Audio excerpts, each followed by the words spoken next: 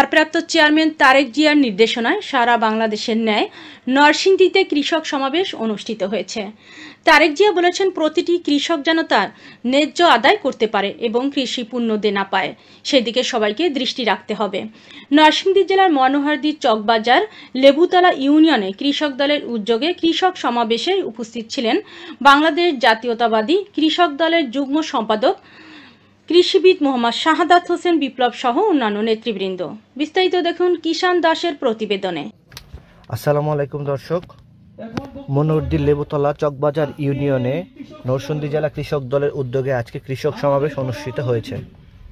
উক্ত কৃষক সমাবেশে সভাপতিত্ব করেন লেবুতলা ইউনিয়ন কৃষক দলের মোহাম্মদ মোতাহার হোসেন সাগর। অনুষ্ঠানটিতে আরও উপস্থিত ছিলেন বাংলাদেশ জাতীয়তাবাদী কৃষক দলের যুগ্ম সম্পাদক মোহাম্মদ কৃষিবিদ শাহাদাত হোসেন বিপ্লব ও নরসিংদী জেলা কৃষক দলের সভাপতি শফিকুল ইসলাম আপেল ও সদস্য সচিব দীপক কুমার বর্মন প্রিন্স সহ নরসিংদী জেলা কৃষক দলের আরও বিভিন্ন অঙ্গ সংগঠনের নেতৃবৃন্দ। বীজ দিছে, সার দিছে, সব মাংনা দিছে, আমরা কিন্তু পাই নাই। হ্যাঁ, আমরা কত কষ্ট করে গৃহস্থী করি, কত কৃষি কাজ করি, কিন্তু আমরা এই বিনিময়ের শ্রম বিনিময়ে আমরা কিছুই পাই না। দেখা গেছে তো এখন কৃষকরা আলুর দাম পায় না, পায় কারা? যারা সিন্ডিকেট করে, তখন ছেঁচের আর মাটির নিচ থেকে দেওয়া লাগবে না। এরকম সরকারি ভাবে পেঁয়াজ, টমেটো, আদা, রসুন যাবতীয় মৌসুমী ফসল সংরক্ষণের জন্য দেশের বিভিন্ন অঞ্চলে বিশেষায়িত কোল্ড স্টোরেজ নির্মাণ করবে বিশেষভাবে। এরকম কিন্তু উনি কিন্তু আগেই বলছেন। এই কোল্ড স্টোরেজ নির্মাণ করলে কি হবে? বিশেষায়িত কোল্ড স্টোরেজটা কি আপনাদেরকে বলি, যে কোনো কোল্ড স্টোরেজে ধরেন আমরা সাধারণত আলু রাখি বা অন্যান্য জিনিসপত্র রাখি, কিন্তু টমেটো বা সিম এইগুলি দেখবেন ফ্রিজের মধ্যে রাখলে 2 দিন পরে কিন্তু নষ্ট হয়ে থাকে, ঠান্ডায়ও থাকে না। তো জাপানি প্রযুক্তিতে একটা বিশেষ ধরনের কোল্ড স্টোরেজ আছে, যেটা থেকে রাখলে ধরেন এই যে সামনে রমজান আসতেছে, এই টমেটোটা যদি গিয়ে রমজানে বিক্রি করা যেত, সিম বিক্রি করা যেত, তাহলে দামটা বেশি পাইতেন না? এই বিশেষায়িত একটা কোল্ড স্টোরেজ থাকবে, যেটাতে শীতের সবজিটা আপনারা 4 থেকে 5 মাস রাখতে পারবেন।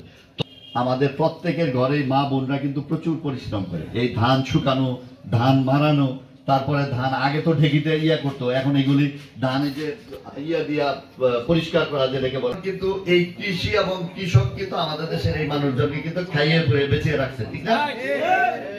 তারেক রহমান এটা চিন্তা করলেন যে এদেশের কৃষিকে বা কৃষকদেরকে আরো কিভাবে উন্নত করা যায়, কৃষকদেরকে বাঁচিয়ে রাখার জন্য কি কি কাজ করা যায়, করলে কৃষকদেরকে এই সরকার যদি বিএনপি আবার একটা সরকার গঠন করতে পারে, আপনারা যদি ভোট দেন, তাহলে ভোট দিলে উনি কিভাবে পদক্ষেপ নেবেন কৃষকদের জন্য, এইটা উনি চাইছেন যে কৃষকরা বলুক তাদের কি সমস্যাটা। আর ডাক্তারের কাছে গেলে আমি যদি রোগী হই, এই কৃষকের যে সকল সুযোগ সুবিধা এগুলি নিয়ে গেছে, তারা সার নিয়ে গেছেন, কীটনাশক নিয়ে গেছেন, বীজ দিয়ে অন্য জায়গায় বিক্রি করতেছেন, কিন্তু সাধারণ কৃষকরা তারা কিন্তু পান নাই। এই সুবিধাটা যেন এইটা পরবর্তীতে যেন এরকম কোন আমাদের বিশেষ করে যারা বিএনপি পন্থী তাদেরকে তো একেবারে নিঃস্ব করে দিয়েছে। আওয়ামী লীগ সরকারের যারা আছে, যুবলীগ, ছাত্রলীগ, স্বেচ্ছাসেবক লীগ, তারা নামে বেনামে কৃষকদের সুবিধা নিয়েছে, অথচ প্রকৃত কৃষকরা তাদের মূল্যায়ন পায় নাই। যেভাবে কথা বলেন এখানে দাঁড়িয়ে ঠিক সেভাবে আপনারা আমাদের বলবেন যে আপনারা কি কি অসুবিধার মধ্যে ছিলেন, বিভিন্ন কৃষি পণ্য আপনারা সহজভাবে পাননি, এইসব কথাই আমরা শুনতে এসেছি। আপনি একদম বাড়ি ঘরে যেভাবে কথা বলেন সেইভাবে এখানে আপনারা আপনাদের অভিযোগগুলো আমাদেরকে বলবেন। আমরা এটা লিখে আমাদের ভারপ্রাপ্ত চেয়ারম্যান